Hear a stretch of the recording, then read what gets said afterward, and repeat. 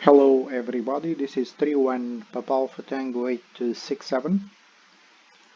I make this video to explain how I have my station in remote control with my 146 GTL, CObra 146 GTL.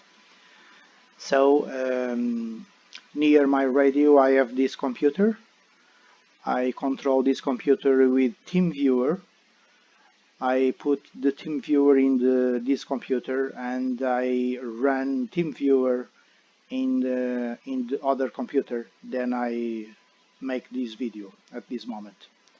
So I could control my radio and my software JTS8 call.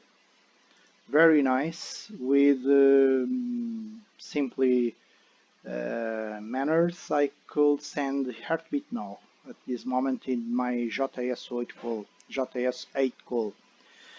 So at this moment I control the radio, control the JTS8 call, and send the signal. Today we have not propagation, but we could see how it work. Okay, so thank you very much. It's easy. I could send my signals in distance by remote control, and I could send my voice too. Okay, no problem about this. Okay, so 73. All the best. Thank you.